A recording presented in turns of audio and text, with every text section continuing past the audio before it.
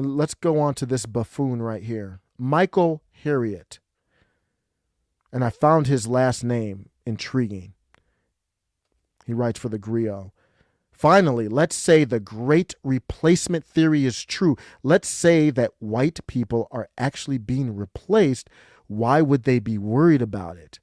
Unless, of course, you believe that the goals of the non-white replacements conflicted with the goals of the average white person. So if you don't know what's happening in the world, you might wonder what that comment's about. Well, black Americans vote, when you look at the general election and in general, period, with the Democrat Party. We all don't agree with the Democrat Party. Tucker Carlson's not the one that attached black people to the Democrat Party. They did that on their own. You attached your identity to the Democrat Party. Nobody else did that. You did. Tucker didn't do that. Tucker didn't vote for the guy that said, you ain't black if you don't vote for me. You did that. More questions, but I tell you, if you have a problem figuring out whether you're for me or Trump, then you ain't black. So don't act like this is some type of, where's Tucker getting this from? What do you mean, where's he getting it from? You don't think someone's black if they vote for anything other than a Democrat. You! There's irony with Michael's last name, Harriet, because I consider him the opposite of Harriet Tubman. Harriet Tubman took risks and freed slaves. We don't have slaves now in America. We have mental slaves, though. We don't have chains on our wrist. There's people with chains around their brains, though. That's for damn sure. Dr. Claude Anderson. He is a black identitarian. He's a black identitarian that I do respect, though. So this isn't a guy that I'm going to play a clip from and say I don't respect. Now, I don't agree with him on everything, but this is a very smart dude. He has this book called Powernomics. I believe it's called Powernomics. And I haven't read it, but I've heard a lot. Powernomics, yeah. It's a really well-known book amongst certain people. And the reason why I bring him up, I'm going to play a clip right here, is obviously he's not white. He doesn't consider himself white. And I found it interesting what he said here. We anticipate in the next 10 to 12 years approximately 8 to 6 million Hispanics coming into the United States and 41 million Asians. Let me bring that back again. We anticipate in the next 10 to 12 years approximately 8 to 6 million Hispanics coming into the United States and 41 million Asians. You have been the majority minority for 400 years in this country. He's speaking to black identitarians is the context. So he's in, obviously, I'm not in that group, so I'm not going to pretend to be, but I want to hear what he says. I want to hear what other people say. So I'm bringing it back again. He's speaking to a group of black identitarians about power, politics, and money. We anticipate in the next 10 to 12 years approximately 8 to 6 million Hispanics coming into the United States and 41 million Asians. You have been the majority minority for 400 years in this country. You have been the number 2 population for 400 years. You're going to get kicked out of being number 2. You're going to go down and become number 4. So he's saying you're the number 2 minority population. We all know that they vote, these black identitarians. The reason I say they is I'm not a black identitarian. They vote 90% Democrats. It doesn't matter who it is. It doesn't matter as long as they have a D. It could be Liz Cheney. If Liz Cheney has a D by her name, you will see the black vote flock to her. It does not matter. There's no ideology there. So they go, a lot of blacks, especially like you saw Joe Biden win in South Carolina, brought home by Jim Clyburn. A lot of them have conservative values. There's no, it is a straight up, I think Republicans are racist. You saw Sonny Hostin on The View said with that odd, bizarre look on her face, like, I think, are you a Republican? And then they're still talking. And she's like, a black Republican? That's an oxymoron. And then she has this weird look on her face like she said something profound it was really odd.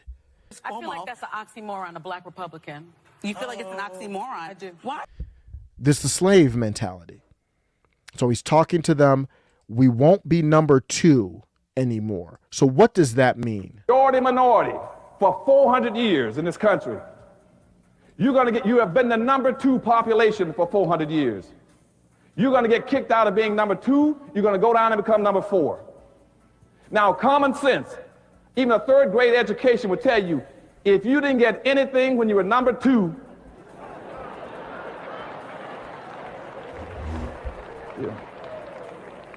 you all jumped ahead of me, but anyway, you can guess what you're going to get when you become number 4.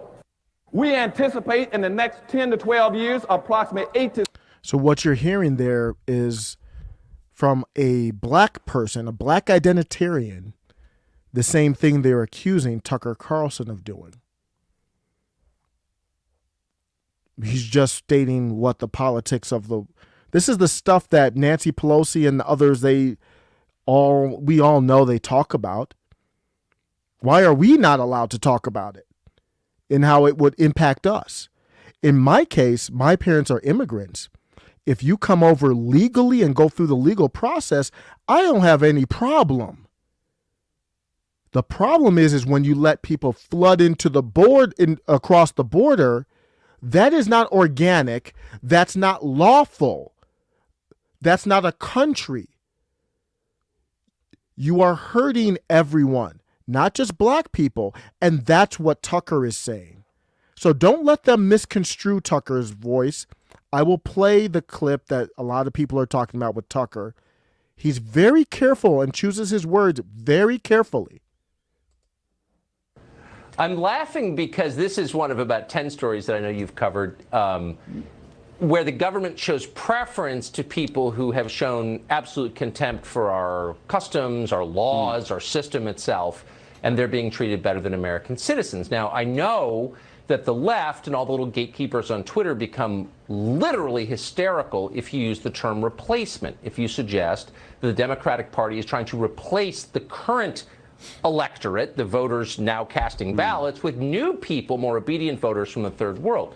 But they become hysterical because that's what's happening, actually. Let's just say it, that's true. If this was happening in your house, if you were in 6th grade, for example, and without telling you, your parents adopted a bunch of new siblings and gave them brand new bikes and let them stay up later and help them with their homework and gave them twice the allowance that they gave you, you would say to your siblings, I think we're being replaced by kids that our parents love more. And it would be kind of hard to argue against you because look at the evidence. So this matters on a bunch of different levels, but on the most basic level, it's a voting rights question. In a democracy, one person equals one vote. So notice he's talking about voting rights. He's not talking about anything else. Not here in this clip. He's talking about voting rights. And not even about race, any citizen. Change the population, you dilute the political power of the people who live there. So every time they import a new voter, I become disenfranchised as a current voter. So I don't understand why we don't understand this. I mean, everyone wants to make a racial issue out of it. Ooh, the white replacement theory. No. This is a voting rights question. I have less political power because they're importing a brand new electorate. Why should I sit back and take that? The power that I have as an American guaranteed at birth is one man, one vote, and they're diluting it. No, they're not allowed to do that. Why are we putting up with this? So you can say what you want. Who knows what really motivated the shooting? There's nothing there that's a concern. Whether you agree or disagree, that is a topic that can be had, that should be had. If you don't want to hear it or have it, then go somewhere else. It's a free country. Don't turn it on. But you're seeing now people actually they're actually trying to say cancel Fox News in general. Cancel Tucker in general. That's not how this works. I would not label Tucker as a Republican. He flames Republicans all the time. He's a populist. And that's just my opinion. I don't know what he labels himself. Who cares what the label is anyway? Rating-wise, Tucker is crushing all corporate media in the key demos, even with Democrats. So what does that mean? That means it could be kind of awkward if these black Democrats, these black Democrat identitarians, which we know are watching Tucker at least a little bit, especially the men. I don't know why there's a big difference between the men, black men and women, but it seems like the black men are going more than the women. So they watch Tucker and they might start asking questions. Like, wait a second. You know, for those who are into reparations, we haven't got reparations. And in New York, they allowed, I think you have to stay there for 30 days, but you can vote even if you're not even a citizen of the United States, not federally, but locally. And they want to fast track everyone who's coming over illegally. And we know if they have children, they're automatically a citizen, which I do not want to repeal or change. I want them to stop coming illegally. It's gotten out of hand. And when they might start watching Tucker and realize I'm being led astray, run amok, bamboozled, hoodwinked.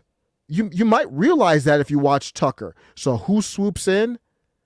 Michael Harriot. Michael Harriot swoops in. And the opposite, Harriet Tubman risked her life to free slaves. Michael Harriot, who's this writer for Griot, that just to reset, he said that there's this great replacement theory, went off on this, talked about Tucker. So now we go to him. He's the anti-Harriet. He takes no risk. There's no risk with his opinion. His opinion aligns with the cabal. So he has no risk. And he's grifting off the back of dead black people, labeling Tucker as racist, knowing Tucker has a point. Michael Harriot knows Tucker has a point. He's not an idiot. This ensures that blacks stay, or he tries to ensure that blacks stay on that Democrat mental plantation as the party marginalizes them. Other than that, everything's okay with Michael Harriot.